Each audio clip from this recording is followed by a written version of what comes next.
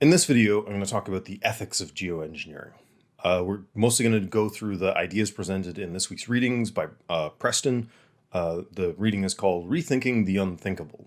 And I think this paper presents a number of really interesting ideas, challenging questions for us to think about in terms of whether geoengineering is okay to do.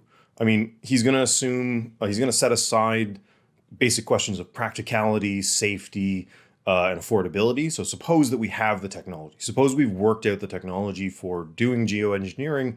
He thinks that there are deep ethical questions that remain that we need to think hard about before we maybe even do the research to figure out the practical questions. So he looks at what's called the presumptive argument, or what he calls the presumptive argument. I don't think that's a very common term for this, but it's the one that he kind of coins to describe a central intuition and an argument that comes from that intuition. So he thinks, and he demonstrates by showing a bunch of people in the literature, that there's a very commonly shared intuition that nature, which has not been interfered with by humans, has a kind of intrinsic moral significance. That is, there's something deeply important about nature itself. Nature in the sense of sort of the natural world that hasn't been shaped intentionally by humans. And if that intuition is correct, then the idea of geoengineering, the presumptive argument goes. A lot of people share this intuition that untrammeled by humans nature has moral significance. Geoengineering is the proposal that we're going to, deeply and profoundly change the climate, which affects all of nature. Therefore, geoengineering is probably wrong in general. So that's the presumptive argument in the shortest version that I can put it. So he's going to ask some serious questions about this argument, interrogate it a little bit. So Preston is not going to question that central intuition. Actually, I think he shares that central intuition that there's something really important about wild nature that we haven't substantially shaped. He endorses that, but he's going to try to make the case that the presumptive argument leaves some wiggle room for still doing geoengineering. So we can accept that intuition and the basic outline of the presumptive argument, but nonetheless come to the conclusion that geoengineering is something that we might want to do anyway.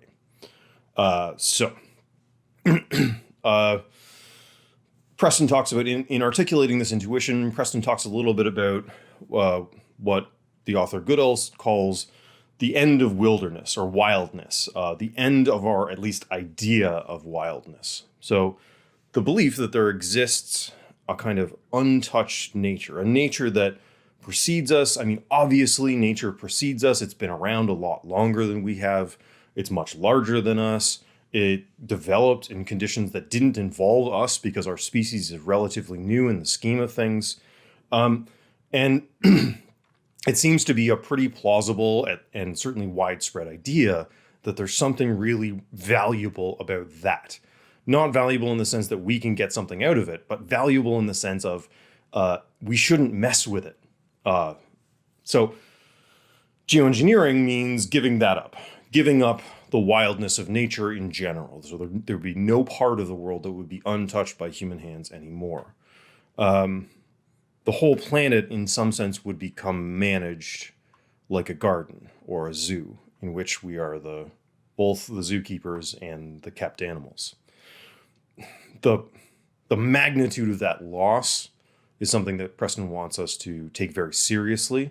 He highlights it in a number of ways, and at no point does he question that that is a loss. So he says, I'll read you a little quote. Climate alteration, whether intentional or not, demonstrates a culpable attitude of domination and is quite probably, quote, a paradigm of disrespect. This culpability fits with what Jameson called in the earlier article a common sense presumption that it is, quote, wrong to interfere dramatically with fundamental natural processes. So that's in terms of articulating the intuition that's supposed to drive the presumptive argument, that's the kind of core of it, that there's something, the attitude of domination that geoengineering brings to the natural world is fundamentally disrespectful of something that A, brought us into being, B, supports us, and C, predates us by a really long time and has moral significance in and of itself. So even if we weren't here, the natural world would be something important and valuable. So that's, I think, something that we shouldn't lose sight of that in any discussion of geoengineering. Preston thinks we shouldn't lose sight of it either. Okay. Preston's now going to give us a couple of reasons why we might hold on to that intuition. That is, not reject the intuition that drives the presumptive argument, but nonetheless think that geoengineering might be something that we should be looking into anyway. So the first line of reasoning that he's going to present is the lesser of two evils argument. And I think it's pretty straightforward what the idea here is. So maybe it's the case that geoengineering is in some profound sense a bad thing to do. It's a bad idea. It's disrespectful to nature. It's sort of morally questionable. And yet it might be something that we should do because the alternative is even worse.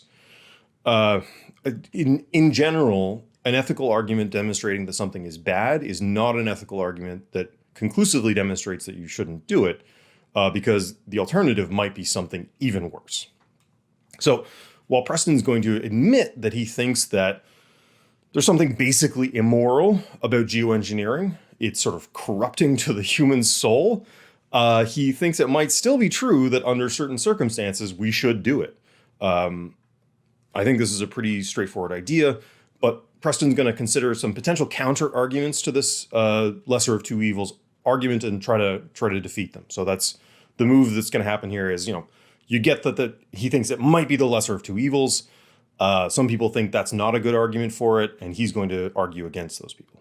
Okay. So some authors argue that even contemplating geoengineering is a kind of moral corruption.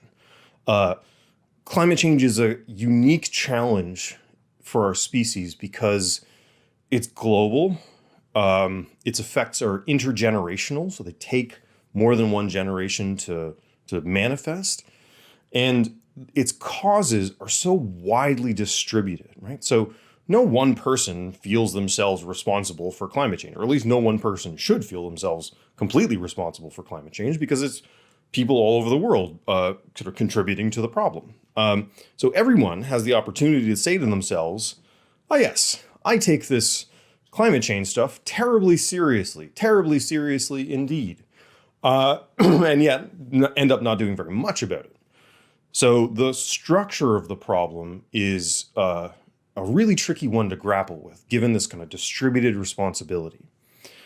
Stephen Gardner argues that the very idea of geoengineering, contemplating it, talking about it, makes that even worse. So the worst version of this moral hazard, Gardner argues, would be where people decide that they don't really need to do that much about climate change because they're just going to fund some geoengineering research, which our generation wouldn't even put into place. We would leave it kind of as a last resort for future generations when the disaster of climate change really kind of comes down on us. Then they'd have that research in their back pockets and say, aha, we're going to geoengineer our way out of this. This Gardner thinks, and Preston seems to agree, would be a truly egregious kind of passing the buck, a truly morally corrupt attitude to take towards climate change, because you're just passing responsibility onto future generations, and you're not even taking it on yourself to pull the trigger and do the dirty deed of trying to mitigate climate change through geoengineering. But Preston thinks that that's not sort of the end of the story. He thinks that you can... He points out that practically nobody in the conversation thinks that just doing some geoengineering research is a viable response to the climate change problem. Nobody's saying, yeah, we'll just, kick a couple $1 million into geoengineering research, problem solved. I'm going to, carry on with my life. Practically everybody in the conversation thinks that mitigation strategies need to be enacted now and hard and to the best of our abilities. And geoengineering is something that we should do in addition to the mitigation strategies.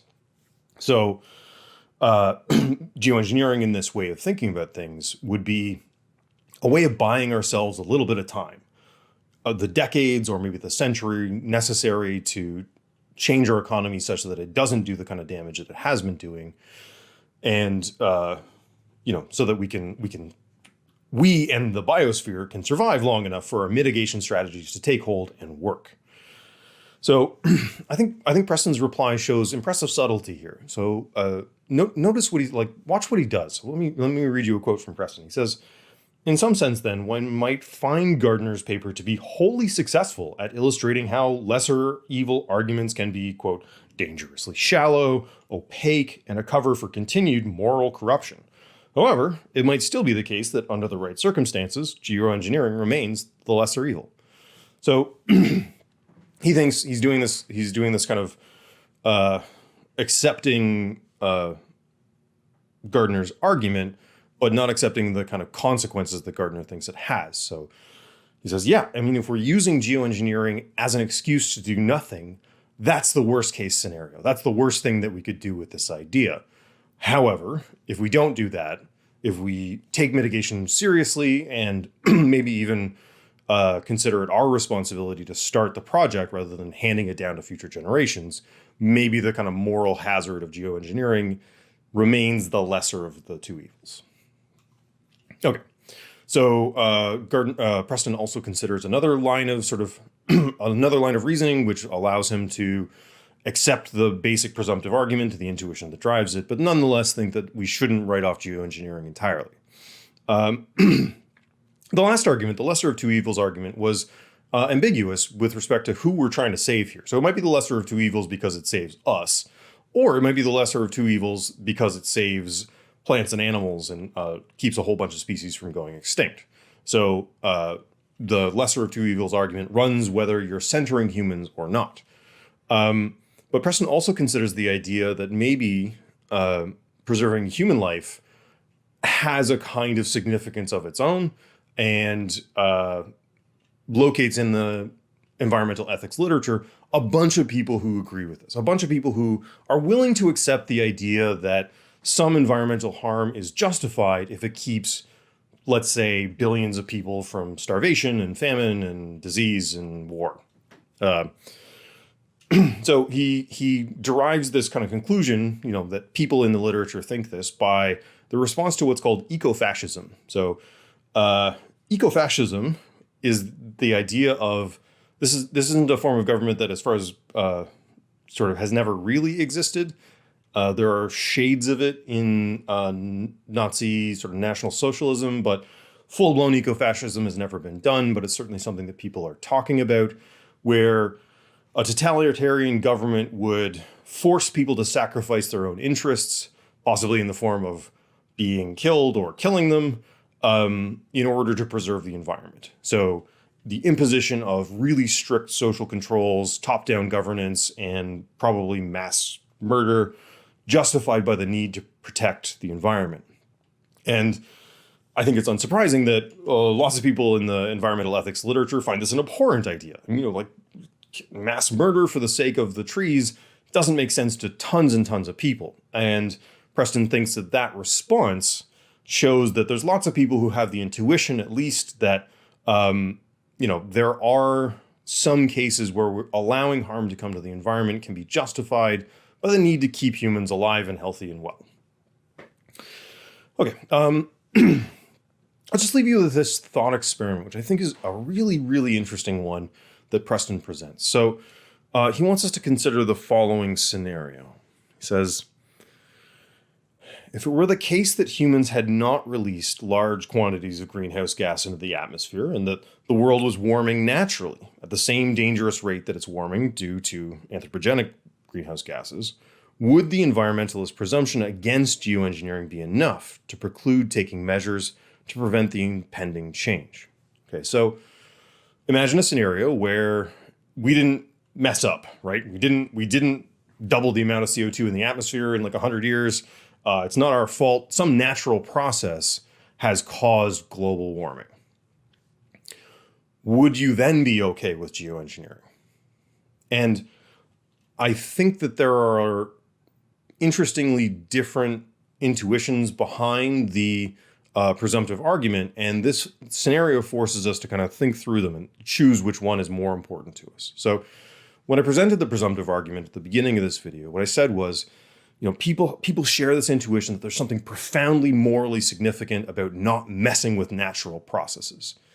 And I certainly feel that intuition, but natural processes often result in mass extinction. It's happened a number of times on this planet. And if we were facing a natural process that threatened biodiversity at the same scale that we've threatened it, would you then be okay with intervening? And the choice that we're having to make here is, are we willing to give up the kind of untrammeled wild nature to keep living things, plants, animals, humans, alive and well? And your intuition there will tell you which part of the presumptive argument is more important to you. Is it about preserving life and biodiversity, or is it about non-interference? Is non-interference really the important thing to you? And if it is, then you would say, yeah, no, we should, if it was volcanoes throwing up a whole bunch of particles into the air and it was going to cause an ice age and everybody was going to die, we should just let that happen because that's nature. Or would you say, no. I want to keep all these species alive. I want to preserve biodiversity, so we need to do something. So I'll leave you with that thought. Ask yourself, in that scenario, in a scenario where the natural world was threatening biodiversity and ecosystem collapse, what would you then think about geoengineering? Okay. So that's it for this week. Thanks.